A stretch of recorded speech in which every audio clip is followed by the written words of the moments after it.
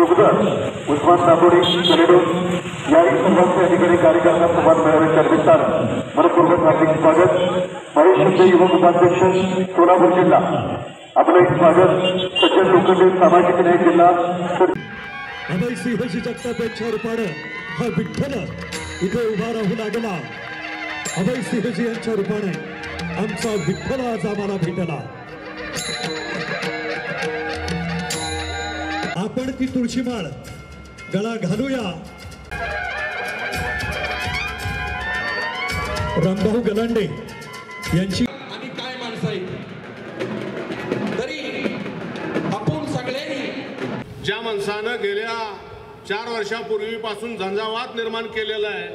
जर महाराष्ट्रात कोण किंवा देशात एकमेव नेता शरदचंद्र पवार साहेब आहे आणि पवार साहेबाला मी पहिल्यांदा ज्या वेळेला लोकसभेला उभा या नगरपालिकेच्या इमारतीचं उद्घाटन पवार साहेबांनी केलं आणि अशा द्रष्ट्या नेत्याला आपण या ठिकाणी त्याच्या पार्टीत उभा राहणाऱ्या अभयसिंह दादाला किंवा अभयसिंह जगताप साहेबाला एक तिकीट द्यावं अशी एक कार्यकर्त्यांची आद्य क्रांतीवीर उमाजी नाईक, लोकशाहीर अण्णाभाऊ साठे आणि ज्यांनी शांतीचा संदेश या जगाला दिला ते तथागत गौतम बुद्ध या सर्व महामानवांना प्रथम नमन करतो, अभिवादन करतो। आणि या आजच्या कार्यक्रमाच्या निमित्त उपस्थित असणारे सातारा जिल्ह्याचे मुलक मैदानी तोप आणि शरदचंद्रजी पवार साहेबांचे निष्ठावंत आमदार शशिकांत शिंदे साहेब, त्याचबरोबर मान खटावच्या लोकांच्या मनातील आमदार प्रभाकर देशमुख साहेब, त्याचबरोबर माझे मित्र आणि विठ्ठल परिवाराचे सर्वसर्वा आणि आत्ताच वारे साहेबांनी जे सांगितलं की 288 मतदारसंघातील सर्वात प्रथम ज्यांचं तिकीट डिक्लेअर झालं ते अभिजिताबा पाटील, त्याचबरोबर आपण सर्वांना मार्गदर्शन करण्यासाठी खास मुंबईहून या ठिकाणी उपस्थित असलेले सिने अभिनेते किरण माने, आत्ताच ज्यांनी मार्गदर्शन केलं त्या कविताताई म्हेत्रे, कुर्डेवाडीवरून या ठिकाणी आलेल्या आमच्या महिला भगिनी ज्यांनी मार्गदर्शन केलं भाग्यश्रीताई पाटील, त्याचबरोबर माड्याचे ज्येष्ठ नेते बाळासाहेब पाटील, सोलापूर जिल्हा राष्ट्रवादी काँग्रेस पार्टीचे प्रवक्ते महेश माने, करमाळा तालुका राष्ट्रवादी काँग्रेस पार्टीचे अध्यक्ष संतोष वारे, करमाळा तालुक्याचे ज्येष्ठ नेते सुनील बापू सावंत,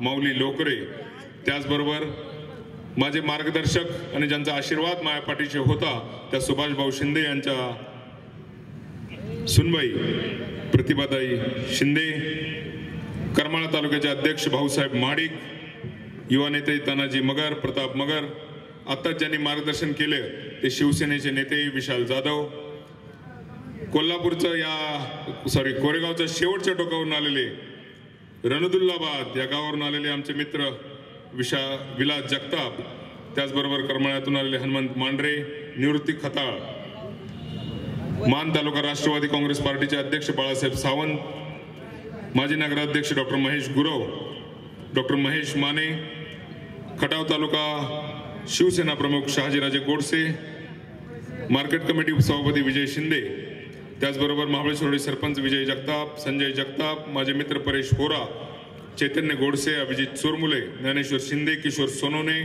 सचिन लोखंडे, चंद्रकांत केवटे, त्याचबरोबर युवा नेते आनंदा मासाळ, करण जाधव, फारुख काझी, तुकाराम साळुंके पाटील, कुकडवाड जिल्हा परिषद गटाचे माजी जिल्हा परिषद सदस्य दिलीप तुपे, कुर्डेवाडीवरून खास या ठिकाणी आलेले शाहनिवाज शेख, उपमहाराष्ट्र केसरी किरण भगत। मी पंढरपूरमध्ये एक पत्रकार परिषद घेतली होती, त्यावेळी महादेवराव जानकर साहेब या तालुक्यातून या माडा लोकसभा मतदारसंघातून उभं राहतील अशी शक्यता होती आणि पवार साहेबांनी तसे त्यांना विनंती केली होती, परंतु जानकर साहेबांनी महायुतीचा मार्ग पत्करला। त्यानंतर साहजिकच राष्ट्रवादी काँग्रेस पार्टीमध्ये मी गेले कित्येक दिवस या माडा लोकसभा मतदारसंघांमध्ये कार्यकर्त्यांमध्ये एक चैतन्य निर्माण करण्याचं काम करतोय। या सर्वांना एकत्रित करून पुनश्च एकदा हा किल्ला लढवण्याचा मी पण बांधला, निश्चय केला। त्यानंतर मागच्या काही 2 दिवसात आणखी काही घडामोडी घडल्या, त्यामुळे पत्रकारांनी साहजिकच या आजच्या सभेचा उद्देश काय, सभेचं नियोजन कशासाठी आहे आणि नक्की अभय जगतापचा काही निर्णय वेगळा आहे का काय अशी शंका उपस्थित केली असेल. त्यामुळं सर्वप्रथम मी आपणाला सांगू इच्छितो या सभेचा उद्देश काही वेगळा नाही आहे. या सभेचा उद्देश आहे की शरद पवार साहेबांना एवढंच सांगायचं आहे. या ठिकाणी तुम्ही बघितलं असेल उपस्थित करमाळा तालुक्याचे तालुकाध्यक्ष आहेत, माढा तालुक्याचे तालुकाध्यक्ष आहेत. या ठिकाणी बाळासाहेब दाहिंजे विधानसभा मतदारसंघाचे माळशिरस विधानसभा मतदारसंघाचे अध्यक्ष आहे, मान तालुक्याचे राष्ट्रवादीचे अध्यक्ष आहे, फलटणवरून ज्येष्ठ नेते सुभाष भाऊंच्या सुनवई या ठिकाणी उपस्थित आहेत, सांगोल्यावरून काही पक्षाची मंडळी या ठिकाणी उपस्थित आहेत. यावरून पत्रकार बंधूंना मी असं सांगू इच्छितो, संघटनेतील निष्ठावंत सर्व कार्यकर्ते या स्टेजवर उपस्थित आहेत आणि संपूर्ण संघटना आदरणीय शरदचंद्रजी पवार साहेब यांच्या पाठीशी खंबीरपणे उभे आहे. हे एवढंच सांगण्याचा या ठिकाणी उद्देश आहे. कारण अनेक लोक दुसऱ्या पक्षातून ऐनवेळी या ठिकाणी उपस्थित होतील, येतील, शक्ती प्रदर्शन करतील, कदाचित त्यांना तिकीट मिळेल. अशा परिस्थितीमध्ये या कार्यकर्त्यांच्यावर अन्याय होईल अशी भावना या कार्यकर्त्यांमध्ये निर्माण होईल.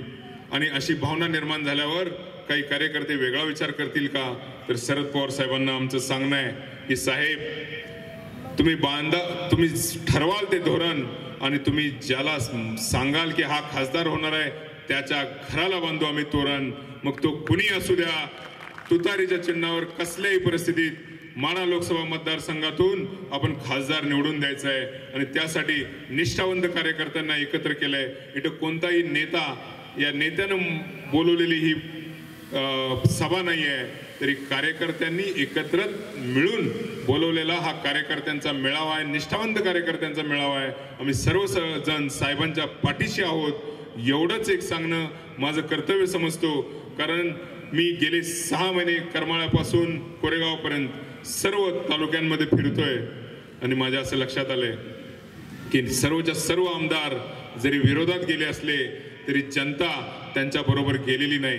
जनता आजही शरदचंद्रजी पवार साहेबांच्या बरोबर आहे. आपण सर्वजण शरदचंद्रजी पवार साहेबांच्या बरोबर आहे. या मतदारसंघातून उमेदवारीसाठी साहजिकच माझी इच्छा मी साहेबांच्या जवळ व्यक्त केली, तरीही ते साहेब आहेत. साहेब योग्य वेळी निर्णय घेतील आणि साहेब योग्य वेळी या माढा मतदारसंघाला मान्य असाच निर्णय घेतील असा मला पूर्ण विश्वास आहे. या मी तुम्हाला सांगतो, मी गेल्या 20 वर्षापासून विविध सामाजिक कार्यात या तालुक्यामध्ये भाग घेतला. आदरणीय प्रभाकर देशमुख साहेब यांच्या खांद्याला खांदा लावून गेली 5 वर्ष राजकारणात काम करतोय. पण त्यापूर्वी सामाजिक कार्यात मी मानदेश फाउंडेशन या संस्थेची स्थापना करून काम करायला सुरुवात केली. UPSCचा अभ्यास केलेला व्यक्ती आहे. सर्वप्रथम मी तुम्हाला सांगू इच्छितो, मी थोडी 5 मिनिटं एक्स्ट्रा घेणार आहे यासाठी की या देशात नक्की चाललंय काय. अनेक नेत्यांनी या देशातल्या परिस्थितीचे आपला अंदाज दिलेला आहे. या देशातली लोकशाही जवळपास संतुष्टात आलेली आहे. भाजप पक्ष एकमेव इतका मोठा पक्ष असून सुद्धा तो इतका घाबरलाय का, असा प्रश्न निर्माण व्हावा अशी परिस्थिती आलेली आहे. भाजप जर खरंच शक्तिशाली असेल तर त्यांना इतक्या दुसऱ्या पार्ट्या फोडण्याची आवश्यकता काय. मनसेसारखा 1% सुद्धा ज्यांचा या महाराष्ट्रामध्ये मतांचा टक्का नाही, त्यांना आपल्यासोबत घेण्याची आवश्यकता काय. आणि एवढं करूनही ते थांबले नाहीत, तर काँग्रेस सारख्या पक्षाची अकाउंट सील करण्याचं काम त्यांनी केलं. काँग्रेसला निष्प्रभ करण्यासाठी राष्ट्रवादी काँग्रेस पक्षाची अकाउंट सुद्धा वापरता येणार नाहीत असं काम त्यांनी केलं. आम आदमी पार्टीचे सर्व केजरीवाल यांना अटक करण्याचं त्यांनी काम केलं. का? भाजप घाबरलाय का? भाजप खरंच घाबरलाय. कारण या देशात जर परिवर्तन झालं तर त्या पक्षातला एकही नेता बाहेर राहणार नाही, सर्वच्या सर्व नेते जेलमध्ये जातील अशी परिस्थिती त्यांनी या देशात निर्माण केलेली आहे. आपण लोकशाहीसाठी लढायचं आहे. ही यावेळची निवडणूक ही काही निवडणूक स्थानिक प्रश्नावर विकासाच्या मुद्द्यावर नाही. यावेळची निवडणूक या देशाची लोकशाही वाचवण्याची निवडणूक आहे. कारण लोकशाही जर या देशातून संतुष्टात आली तर काय होतं मी माझ्या डोळ्यांनी बघितलेलं आहे. मी 1 वर्ष इजिप्तमध्ये जॉब करत होतो. 2008-9ची गोष्ट आहे. त्या काळात 35 वर्ष त्या देशात एकच प्रेसिडेंट होता, त्याचं नाव होतं होस्नी मुबारक. त्या देशामध्ये अत्याचाराची परिसीमा गाठली होती. आम्हाला विविध प्रेक्षणीय स्थळं दाखवणारे जे टॅक्सीवाले होते, जे उंटवाले असायचे, त्याच्यावर पोलीस अत्याचार करायचे, त्यांना बंदुकीच्या बॅटननी मारायचे, त्यांना बुटाने मारायचे आणि ते काही बोलू शकत नव्हते. आम्ही त्यांना विचारलं की तुम्ही आपल्या सिनियरकडे तक्रार का करत नाही? तर ते म्हणले सिनियरकडे जर तक्रार केली तर ते सिनियर आम्हाला आत घेऊन आणखी मारतात. या देशात विरोधी पक्ष नाही आहे, आमची तक्रार घ्यायला कुठला मीडिया धजावत नाही. ही 2008-9ची परिस्थिती होती आणि मिलिटरीनं हजारो युवकांवर गोळ्या घातल्या आणि त्या देशामध्ये लोकशाही पुनर्स्थापित झाली. आपल्या देशात ही परिस्थिती यावी असं तुम्हाला वाटते का? आपल्या देशात लोकशाही वाचवायची असेल तर हेच इलेक्शन आहे. यानंतरचं इलेक्शन फ्री अँड फेअर होईल अशी बिलकुल शक्यता नाही. परंतु त्या पुढे जाऊन या देशाला आणखी एक मोठा धोका आहे आणि तो धोका आज या ठिकाणी मी तुम्हाला सांगू इच्छितो. जी सत्ताधारी पार्टी आहे त्या सत्ताधारी पार्टीने ठरवलंय की आपला देश हिंदू राष्ट्र बनवायचा. का बरं बनवायचा? तुम्हाला माहिती आहे का बरं हिंदू राष्ट्र बनवण्याचा त्यांचा संकल्प आहे? कारण एकदा का तुम्हाला त्यांना हिंदू हिंदू म्हणून एकत्र आणलं की त्यानंतर ते तुम्हाला एका मानसिक गुलामगिरीमध्ये घेऊन जाणार आहेत. काय असते मानसिक गुलामगिरी? तुम्हाला छोटी छोटी उदाहरणं देतो. राम मंदिराचं उद्घाटन झालं, त्या दिवशी घरोघरी तांदूळ वाटला गेला. तुम्हाला सांगितलं गेलं की 21 तारखेला दुपारी 12 वाजता आपल्या आपल्या देवळात आपल्या आपल्या देवाऱ्यात सांगतो की तुम्ही ही शांती करा, आपण करतो, ती शांती करा, करतो. का करतो आपण? प्रश्न का विचारत नाही आपण? कारण आपण एका मानसिक गुलामगिरीमध्ये गेलेलो असतो. आपल्या धर्मानं सांगितलंय आपल्याला प्रश्न विचारायचा अधिकार नाही आणि हळूहळू आपला प्रश्न विचारायचा अधिकार काढून घेतला जाईल. हा सगळ्यात मोठा धोका या देशाला आहे आणि हा धोका इतका गंभीर आहे, हळूहळू तुमच्या लक्षात येईल. व्हॅलेंटाईन डे साजरा करू नका असा आदेश येईल आणि तुम्हाला मुला मुलींना व्हॅलेंटाईन डे साजरा करता येणार नाही. 31 डिसेंबर हा पाश्चिमात्य लोकांचा नवीन वर्ष आहे, ते साजरं करू नका असा आदेश येईल आणि जर कोणी साजरं करण्याचा प्रयत्न केला तर झुंडशाही त्याला येऊन मारहाण करेल. हळूहळू ती परिस्थिती येईल. हळूहळू महिलांना मंदिरात जाताना साडीच घातली पाहिजे असा आदेश येईल आणि तो आपल्याला मान्य करावा लागेल. ही हळूहळू आपल्या देशावर येणारी मानसिक गुलामगिरी आहे आणि एकदा का आपण या मानसिक गुलामगिरीत गेलो की पुढची 100-150 वर्ष यातनं बाहेर पडता येत नाही. आजही तुम्हाला माहीत असेल या देशामध्ये जी वर्णव्यवस्था होती, सामाजिक भेदभाव होता, मागासवर्गीय समाजातल्या बंधूंची घरं आजही आपली गावातल्या बाहेर आहेत. ह्या लोकांना मेन स्ट्रीम मध्ये यायला 100 वर्ष लागतात. जर आपण या मानसिक गुलामगिरीत गेलो तर पुढची 100-150 वर्ष आपल्याला यातून बाहेर पडता येणार नाही. या महाराष्ट्रात अनेक समाजसुधारकांनी जन्म घेतला. या समाजसुधारकांनी अनेक वर्ष मेहनत करून आपल्याला आज या ठिकाणी पोहोचवलेलं आहे. परंतु पुन्हा एकदा आपल्याला रिव्हर्स गिअर सुरू झालाय. साधं महिलांना शिक्षण देणं सुद्धा धर्माच्या विरोधात मानलं जायचं. तिथं महात्मा ज्योतिबा फुले, सावित्रीबाई फुले यांनी अंगावर शेण घेतलं परंतु आपल्या महिला भगिनींना शिकवलं. हीच परिस्थिती हळूहळू येईल. महिलांना चूल आणि मूलच्या बाहेर जाऊ नका असं सांगितलं जाईल. आणि तुम्ही ऐकलं असेल चंद्रकांत दादांचं स्टेटमेंट सुप्रियाताईंच्या बद्दल काय बोलले. सुप्रियाताईंनी घर सांभाळावं, राजकारण करू नये. तुम्ही देवेंद्रजींचं स्टेटमेंट ऐकलं असेल, शेतकऱ्यांच्या मुलांनी शेती करावी. का? शेतकऱ्यांच्या मुलांनी उद्योजक उभं करू नयेत? का उभे करू नयेत? आणि या गुलामगिरीत देश जाणार आहे आणि त्याचपासून तुम्ही सावधान जर नाही झाला तर येणारा काळ अवघड आहे. म्हणून मी स्वातंत्र्याचा दुसरा लढा आहे, सामाजिक क्रांती ही दुसरी पुन्हा एकदा सुरू झाली असं समजतो आणि आपण सर्व युवकांनी यामध्ये भाग घेतला पाहिजे असं मला वाटतं.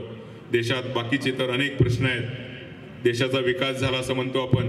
कसला विकास झाला? रस्ते दाखवले जातात. या रस्त्याचं बांधकाम खाजगी कंपन्यांनी केलेलं आहे, त्यांच्या पैशांनी केलेलं आहे आणि ते त्यांचेही पैसे नाही, बँकेतून सॉफ्ट लोन आपण जे ठेवलेले पैसे आहेत ते घेऊन त्यांनी विकास केला आहे आणि त्याचा टोल आपण भरतोय. आपल्या तालुक्यातल्या आपल्या जिल्ह्यातल्या शाळा सुधारल्या का? हॉस्पिटल सुधारले का? असं काही झालेलं नाही. शेतकऱ्यांची अवस्था तर भयावह आहे. आता प्रत्येक वक्ता याविषयी बोलणार आहे, मी त्याविषयी काही जास्त बोलत नाही. फक्त या जनतेला मी एवढंच सांगू इच्छितो की जुलूम इतक्या लेवलला वाढलाय की आपल्या मान खटावचा म्हणजे खटावचे या संपूर्ण माढा लोकसभा मतदारसंघात एकही इंजिनिअरिंग कॉलेज नाही. अबा या मतदारसंघात असले तर मला माहित नाही, पण माझ्या अंदाजाने यातले एकही तालुक्यात करमाळ्यात आहे का? माडा नाही आहे ना? अकलूज माळशिरस नाही, फलटणला मान तालुक्यातही नाही, एकही मेडिकल कॉलेज नाही. पण आमच्या खटावच्या एका सुपुत्रानं देशमुख सरांनी एक medical college, MBBS college Khatav या ठिकाणी, मायनी या ठिकाणी उभं केलं होतं. त्या देशमुख साहेबांना, देशमुख सरांना ईडी लावून आत टाकायचं काम यांनी केलं. तेच काम फलटण मधल्या एका ज्येष्ठ नेत्याला केलं. जे आमदारकी ज्यांनी लढवली होती अशा एका नेत्याला ईडी लावून आत टाकलं. तुम्हाला काही राग येतो की नाही? तुम्ही पेटून उठणार आहात की नाही? मानखटाव असू द्या, फलटण असू द्या, या माड्यातली जनता पेटून उठली पाहिजे. आपण आता इथून पुढे ईडीच्या पुढं याचना करायच्या नाहीत, तरी ईडीच ताब्यात घ्यायची आहे आणि त्यासाठी आपला देश ताब्यात घ्यायचा आहे असा संकल्प आपण सर्वांनी केला पाहिजे. आणि त्यासाठी तुमचं आमचं कर्तव्य काय? तुमचं आमचं एकच कर्तव्य आहे. आणि या 543 लोकसभा मतदारसंघामध्ये एक मतदारसंघ आहे माडा. आपल्या देशासाठी जर आपल्याला काही करावंसं वाटत असेल तर माडा लोकसभा मतदारसंघामधून कमळ छाटलं जाईल एवढाच एक प्रतिज्ञा स्वतःशी करा आणि त्यासाठी पेटून उठा. या मतदारसंघातला कोणताही व्यक्ती उचलून जर पवार साहेबांनी त्याला उभा राहा म्हणून सांगितलं तर त्या व्यक्तीला साक्षात पवार साहेब उभे राहिले तसं समजून, साक्षात स्वतः उभा राहिले असं समजून आपण मतदान करा आणि स्वतः त्यासाठी मेहनत घ्या. अन्यथा या देश प्रचंड संकटात जाणार आहे. माझी आपणाला सर्वांना विनंती आहे की जरी अनेक जणांनी माझ्या उमेदवाराची मागणी केली असली तरी सुद्धा आदरणीय पवार साहेबांना आपल्या सर्वांच्या वतीने मी निवेदन करू इच्छितो की आपण द्याल तो उमेदवार आमच्यासाठी या माडा लोकसभा मतदारसंघाचा उमेदवार असेल आणि त्याच्यासाठी सर्वजण मिळून आपण ताकदीने काम करू. एवढंच मी आपल्या सर्वांना सांगतो. सर्व ठिकाणचे माझे बंधू, माझ्यावर प्रेम करणारे सर्व मित्र या ठिकाणी उपस्थित झाले, त्याबद्दल मी आपणा सर्वांचं मनपूर्वक आभार मानतो. आणि जाता जाता एक आणखी गोष्ट मान तालुक्याच्या दृष्टीनं डॉक्टर गुरव साहेबांनी सांगितली ते पुनश्च एकदा सांगतो. या पार्टी विथ डिफरन्स म्हणणाऱ्या भाजपनं प्रचंड भ्रष्टाचार केलेला आहे. ती पार्टी वेगळी पार्टी राहिलेली नाही. या पार्टीचा इतिहास जर तुम्ही बघितला आणि त्या हिंदू महासभाचं पुढचं वर्जन म्हणजे भाजप. हा देश स्वातंत्र्य लढा जेव्हा लढत होता, जेव्हा हजारो लोक स्वातंत्र्यवीर गांधीजींच्या बरोबर स्वातंत्र्य लढत होते, तेव्हा हे लोक म्हणत होते की या देशाला स्वातंत्र्य मिळालं नाही पाहिजे. आणि त्याचमुळं त्यावेळच्या लोकांनी ओळखलं होतं की यांना सत्तेत बसवायचं नाही, म्हणून गेली 70 वर्ष हे लोक कधीही सत्तेत आले नाहीत. पण त्या काळातले लोक गेल्यानंतर या तरुण पिढीने यांना सत्तेत बसवलं आणि सत्तेत बसवल्यानंतर कुणाच्या नावाने मतं मागायची हा प्रश्न यांच्या समोर उपस्थित झाला. मग त्यांनी काय केलं? स्वातंत्र्यपूर्व काळातले जे स्वातंत्र्य सैनिक होते त्यांच्यातले जे वाद होते ते वाद पुढे घेतले आणि त्यांच्यात भांडणं लावली. वल्लभभाई पटेल आणि नेहरू यांचं भांडण होतं असं सांगितलं आणि वल्लभभाई पटेल हे आमचे नेते आहेत असं सांगितलं. पण त्याच वल्लभभाई पटेलनी राष्ट्रीय स्वयंसेवक संघावर बंदी आणली होती. मग ते वल्लभभाई पटेल यांचे कसे? परंतु पूर्वीचे मतं देणार नाही आणि म्हणूनच हे पाप धुण्यासाठी त्यांनी वल्लभभाई पटेल यांचा मोठा पूर्णाकृती पुतळा गुजरातमध्ये उभा केला. परंतु त्याच लोकांना छत्रपती शिवाजी महाराजांचा पुतळा इथे उभा करता आला नाही. आणि ते उभा तरी कसं करणार? छत्रपती शिवाजी महाराजांच्या नावाने हे लोक मतं मागतात, परंतु छत्रपती शिवाजी महाराजांचे विचार आचरणात आणत नाही. छत्रपती शिवाजी महाराजांच्या काळात रांजाच्या पाटलाने जेव्हा एका गरीब शेतकऱ्याच्या मुलीवर जेव्हा अत्याचार केले होते, ही गोष्ट जेव्हा छत्रपती शिवाजी महाराजांना कळाली तेव्हा महाराजांनी त्या पाटलाला उचलून आणला, त्याचे हात पाय कलम केले. तेव्हा रयतेला वाटायला लागलं हा राजा आपला आहे. सर्वसामान्य माणसाच्या मुलीच्या अब्रूसाठी लढणारा राजा आपला आहे, रयतेचा राजा आहे, म्हणून त्याला रयतेचं स्थान दिलं. आणि त्याच छत्रपती शिवाजी महाराजांचं नाव घेऊन हे लोक राज्य करतात आणि मणिपूरमध्ये महिलांचे नग्न दिंड काढत असताना सुद्धा चकार शब्द उच्चारत नाहीत. छत्रपती शिवाजी महाराजांच्या काळात सुखोजी गायकवाड नावाच्या एका छत्रपतींच्या सरदारानं बेळवंडीच्या किल्ल्यावर आक्रमण केलं. 27 दिवस त्या किल्ल्यावर लढाई चालू होती. त्या किल्ल्याची किल्लेदार एक स्त्री होती. तो किल्ला छत्रपती शिवाजी महाराजांच्या मावळ्यांनी जिंकल्यानंतर त्या गायकवाडांनी त्या महिलेवर अत्याचार केले. स्वतःच्या सरदाराने किल्ला जिंकला म्हणून त्याला सन्मान करायचं सोडून छत्रपती शिवाजी महाराजांनी त्या सरदाराचे डोळे काढले आणि त्याला आयुष्यभर बंदी केला. परंतु साक्षी मलिक सारख्या साक्षी एका ऑलिम्पिक पटूवर भाजपच्या एका खासदाराने विनयभंग केला तर त्याच्यावर साधी FIR दाखल होऊ शकली नाही. महिने साक्षी मलिकला यासाठी झगडावं लागलं. त्यामुळे छत्रपती शिवाजी महाराजांचं नाव घेण्याचा यांना काडीचाही अधिकार नाही.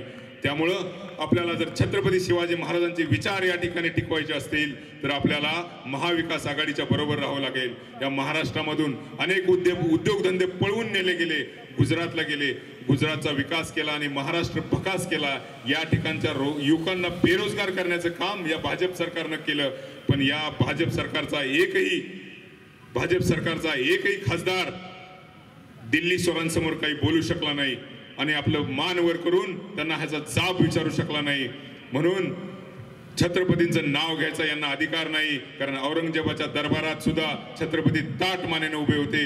आणि म्हणूनच आणखी एक गोष्ट तुम्हाला या मानदेशाची तुम्हाला सांगू इच्छितो. या मानदेशाच्या मानगंगा तीरावर आपण बसलोय. इथून फक्त 15 फुटावर मानगंगा नदी वाहते. या मानगंगेचं एक वैशिष्ट्य आहे, जेव्हा छत्रपती शिवाजी महाराष्ट्रावर औरंगजेब चाल करून आला होता ना, त्यावेळी या मानगंगेच्या तीरावरून त्याला कोल्हापूरकडे कूच करायची होती. त्यावेळी मानगंगेला अचानक पूर आला आणि त्या पुरामध्ये औरंगजेब वाहून गेला आणि त्याचे पाय मोडले. आणि त्यानंतर तो औरंगजेब पुन्हा दिल्लीला जाऊ शकला नाही. त्याच्या औरंगाबादमध्येच त्याची कबर खणली गेली. असं या मानगंगेचं वैशिष्ट्य आहे. त्या मानगंगेच्या तीरावर आपण सगळे बसलोय. या दिल्ली चोरांना अडवण्याचं काम हा माढा लोकसभा आणि हा मानदेश केल्याशिवाय राहणार नाही. एवढे बोलून माझे 2 शब्द संपवतो. जय हिंद, जय महाराष्ट्र. चारी मुंद्या चीज झाल्याशिवाय राहणार नाही. मगाशी दादा म्हणलं इकडून काय आमदार गेले तर दादा, त्या आमदारांचं असं झालं या, त्यांचं झालं या जर्शी गायच्या खोंडावणी. त्या पुरोगामी विचार, अभ्यासू माणूस, सुशिक्षित माणूस हा आवाज संसदेत गेला पाहिजे. आणि इथे राष्ट्रवादीचा पिलर बसलेला आहे. आपण पवार साहेबांना जर आधार वड म्हटलं तर त्या वडाची खूप मोठी फांदी, मजबूत फांदी इथं बसलेली आहे, ज्यांच्या हातात खूप निर्णय आहेत. तर तुम्ही खरंच विचार करावा गांभीर्यानं असं मला वाटतं. आमची अभयदादांची आणि माझी काही खूप मैत्री नव्हती. मला फक्त एक फोन आला होता 2-3 महिन्यापूर्वी. एक नम्र आवाजात अतिशय शांतपणे मला त्यांनी विचारलं होतं की तुम्ही आमच्या भागात याल का आणि कार्यकर्त्यांना आपला पुरोगामी विचार किंवा आज देशात जे काय चाललंय त्याच्याविषयी बोलाल का. तर मला असं वाटलं की राजकीय नेता आणि पुरोगामी विचार आणि ह्या डेप्थमध्ये जाणारा कोण असा नेता आहे. पण मी त्यावेळी येतो असं म्हटलं आणि राहून गेलं ते. आणि परवा त्यांचा फोन आला की याच तुम्ही आज म्हणून. आज मी त्यांना ऐकल्यानंतर कळलं की मी अतिशय योग्य माणसासाठी इथं आलोय.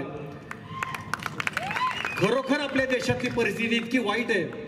म्हणजे आता सगळे म्हणतात की अभिनेत्याचा नेता झाला. खरं तर मी अभिनेता असण्यात खूप समाधानी आहे. मला फक्त आत्ता जी परिस्थिती भोवताली चाललेली आहे त्या अस्वस्थतेतनं मी इकडे ओढला गेलोय. मी राजकारणात रमणारा माणूस नाही. मी फार तर यांच्या मागे उभा राहील, यांच्या बरोबर उभा राहील. मला कुठली महत्वाकांक्षा राजकीय नाही. माझ्या महत्वाकांक्षा त्या अभिनेता म्हणून आहेत. पण आज जो सगळ्यात मोठा नेता आपण निवडून दिला होता तोच अभिनय करत फिरायला लागलाय सगळीकडे, फॅन्सी ड्रेस करत. जाईल तिथं म्हणतोय की इस गाव से मेरा पुराना नाता है. आता माझं खरंच मसवडची नातं मला सांगायचंय, पण माझी बरोबरी त्या अभिनेत्याची करू नका. तो थदाळ्यात आला तरी म्हणेल थदाळे से मेरा पुराना नाता है. मी या मानदेशात लहानाचा मोठा झालोय. मला सगळे विचारतात की तुझ्यावर एवढा अन्याय झाला, तुला सिरियल मध्ये काढून टाकलं, तू परत कसा ठामपणे उभा राहिलास. आणि या असल्या लोकांशी संघर्ष करून, या वर्चस्ववाद्यांशी सामना करून, त्याचं कारण हे की मी या दुष्काळी भागात लहानाचा मोठा झालोय. आणि दुसरं कारण हे की माझा कुलस्वामी आहे सिद्धनाथ. मी लहानपणापासून इथल्या नाथाच्या मंदिरात येतोय. माझे वडील आणि पतंगराव कदम जुने मित्र होते शाळेत असल्यापासूनचे. ते दोघं मिळून इकडे यायचे, त्यांच्याबरोबर मी यायचो आणि मी आजही येतो. माझे मित्र इथं बरेच मसवडमधले बसलेले आहेत, त्यांना माहिती आहे. मी अभयदादांविषयी बोलतो की हा माणूस, असा माणूस संसदेत का पाहिजे. इतका अभ्यासू माणूस, पुरोगामी विचार इतका. आज आपल्या देशातली परिस्थिती काय आहे. मी परवा एक पोस्ट केली होती, त्यात एक तो म्हणाला साहेब मी फक्त लिहिलं सरकार दरोडेखोर आहे. ते पाकिस्तानचं सरकार का श्रीलंकेचं सरकार का इंग्लंडचं सरकार ते नाही लिहिलं. तो इन्स्पेक्टर म्हणला अरे आम्हाला माहित नाही कुठलं सरकार दरोडेखोर आहे ते. हे जरी विनोदी असलं तरी यात एक अतिशय विदारक 2 सत्य लपलेली आहेत. बोचरी सत्य ती टोचतात आपल्याला सारखी. ती म्हणजे खरोखर सरकार दरोडेखोर आहे. त्यांनी आपला पैसा लुटलाय. ते कसा लुटलाय ते सांगतात सगळे आणि आपण रोज वाचतोय. आणि दुसरं सत्य म्हणजे आपल्याला याच्यावर बोलता येत नाही. दहशत आहे, भीती आहे प्रत्येकाच्या मनात की मी लिहिलं तर काय होईल, माझी नोकरी जाईल का, आपल्या हातावर पोट आहे, नको बाबा लिहायला. किरण मानेला सिरियल मधून काढून टाकले एक पोस्ट केली तर. अभिसार शर्माची नोकरी गेली, पुण्यप्रसून वाजपेयीची नोकरी गेली, रवीश कुमारची नोकरी गेली. हे यांची नोकऱ्या जातात तर मी कोण आहे, मी नाही लिहिणार. ही दहशत आज आपल्या मनात बसली आहे. त्यामुळे ही अस्वस्थता ना तुमच्या सगळ्यांची घुसमट आहे ही सगळी, की जे घडतंय माझ्या भोवती घडतंय, मी आज बोलू शकत नाही, मी जाब विचारू शकत नाही सरकारला. मी निवडून दिलेलं सरकार आहे पण मी आज जाब विचारू शकत नाही. माझ्या मनात भीती आहे. आणि या घुसमट ही अस्वस्थता रोज आपल्या जगण्यात बाहेर पडतीये. तुम्ही बघत असाल आपल्या ऑफिसमध्ये चिडचिड होतीये, आपली कामाच्या ठिकाणी चिडचिड होती, धंद्यात चिडचिड होतीये, रस्त्यावर एखादा गाडीवाला अडवाला तर चिडचिड होतीये, मारामारी होतीये, शिवीगाळ होतीये. सोशल मीडियावर तर बघूच नका तुम्ही.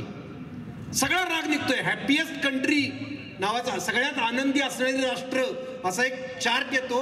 त्यात भारत खूप तळात आहे. म्हणजे आपल्यापेक्षा वर पाकिस्तान, श्रीलंका, भूतान, बांगलादेश हे देश आहेत. हे आपल्यापेक्षा सुखी देश आहेत. आपण अस्वस्थ आहे, आपण सगळ्यात अस्वस्थ आहे. आणि ही चिडचिड सगळीकडे निघतीये. आपलं जगणं मुश्किल झालंय रोजचं. मुन्नाबाई MBBS नावाचा एक सिनेमा आला होता. त्यात एक सीन होता. मुन्नाबाईचे वडील त्याला भेटायला येतात, रेल्वे स्टेशनवर उतरतात. एक दाखवतो आम्ही. त्यावेळी मुन्नाबाईचे वडील त्या पाकिट मारायला म्हणतात, क्यों कर दो इनके हवाले,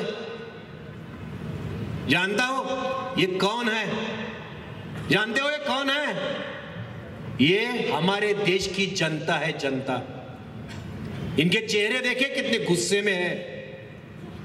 कोई बीबी से लड़कर आया है, किसी का बेटा उसकी बात, भ्रष्टाचार से लेकर क्रिकेट टीम की हार तक हर बात पे नाराज है. लेकिन फिर भी ये सब चुप है, किसी के मुंह से आवाज नहीं निकलती. अब ये सारा गुस्सा तेरे ऊपर निकालेंगे, कर दो इनके हवाले. ही अवस्था आपल्या सगळ्यांची आज आहे. आणि त्याचं मूळ काय तर ये सब चुप है, किसी के मुंह से आवाज नहीं निकलती. आता आपल्या सगळ्या प्रश्नांवर आपल्या बाजूने बोललं कोणी पाहिजे तर न्यूज चॅनेलनी बोललं पाहिजे. तर न्यूज चॅनेलला दहशत आहे. त्यांच्या मालकांनी सांगितलंय आमच्या विरोधात बातमी द्यायची नाही, तुम्ही आमच्या विरोधात बोलायचं नाही. कित्येकांच्या नोकऱ्या गेलेल्या आहेत. त्यामुळे सगळे आता सरकारची भलावण करण्यात गुंगलेले आहेत. काही का घडलं देशात, सगळं चांगलं चाललंय असं न्यूज चॅनल सांगतायत. मग आपल्या बाजूने बोलणार कोण तर विरोधी पक्ष. तर त्यांच्या मागे ईडी लावली, CBI लावली, इन्कम टॅक्स लावलंय, त्यांना तुरुंगात टाकतायत, ते गप्पा बसलेत. 2014 साली खरंच जेव्हा मोदी सरकार आलं तेव्हा खरंच मलाही खूप आनंद झाला होता. मी सुद्धा काँग्रेस विरोधक झालो होतो तोपर्यंत. मलाही वाटत होतं खूप भ्रष्टाचार होतो. अण्णांचं आंदोलन झालं होतं, त्याचा परिणाम होता. कसला भ्रष्टाचार चाललाय ह्या देशात, आर्थिक भ्रष्टाचार, किती नेते गब्बर झालेत, अमुक झाले तमुक झालंय.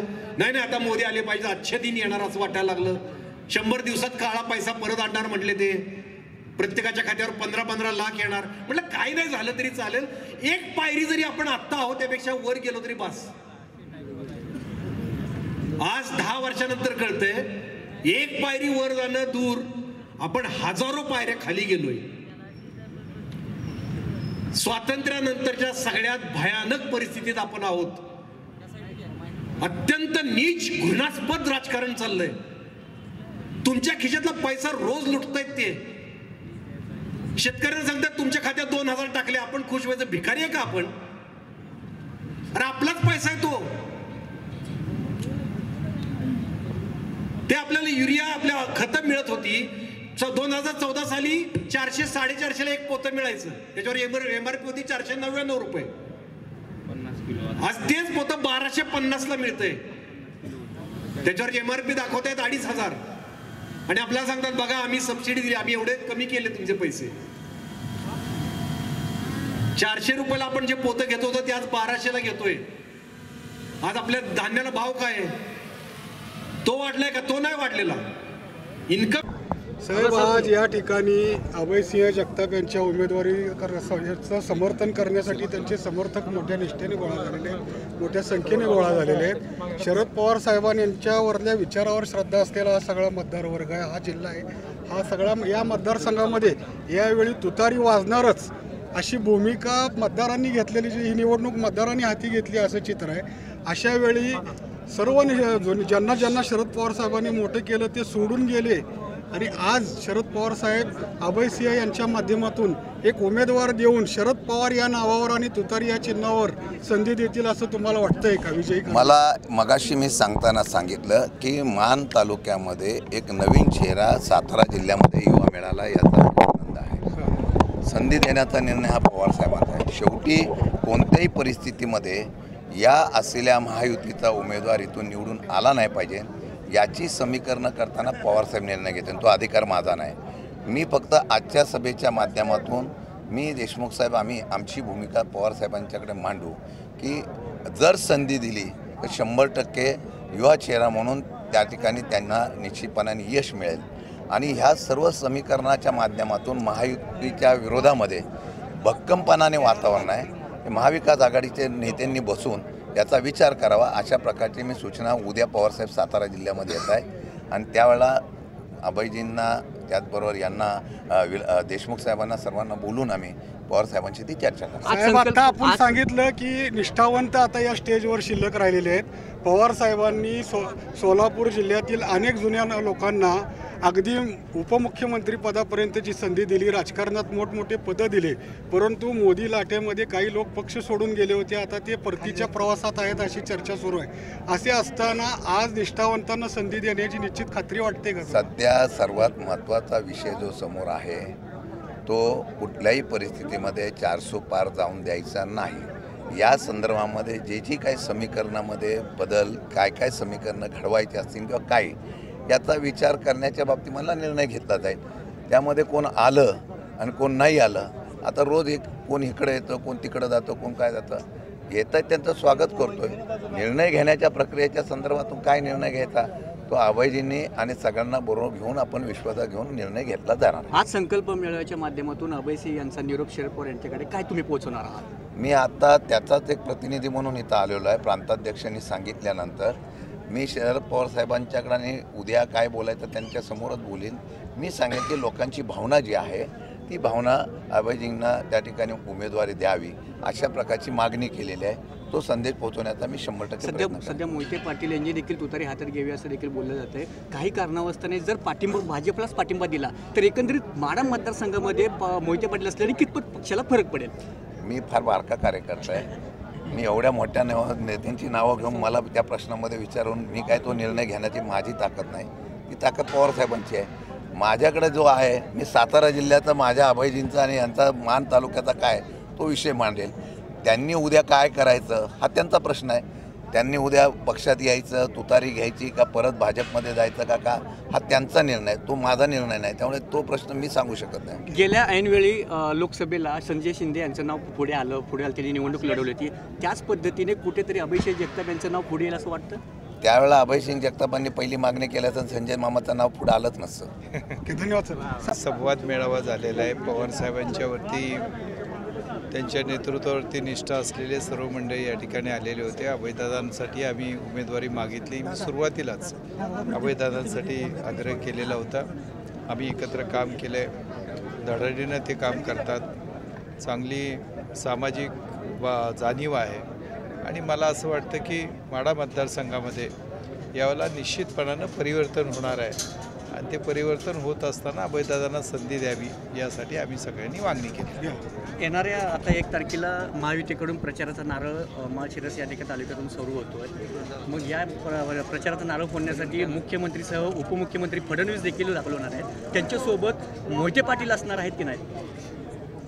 कोण कुठं जाईल मला काही सांगता येत नाही. मला एकच सांगता येतं की पवारसाहेबांच्या बरोबर आम्ही सर्वजण असणार आहोत आणि महाविकास आघाडीचं जे नेतृत्व करतायत ती सगळी मंडळी निश्चितपणानं महाविकास आघाडीचा उमेदवार विजय व्हावा यासाठी प्रयत्न करते. सर, उमेदवार लांबणीवर पडते एकंदरीत माढा मतदारसंघातून.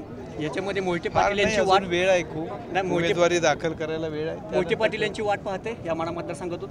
पवारसाहेब निर्णय घेतील जे काय. धन्यवाद.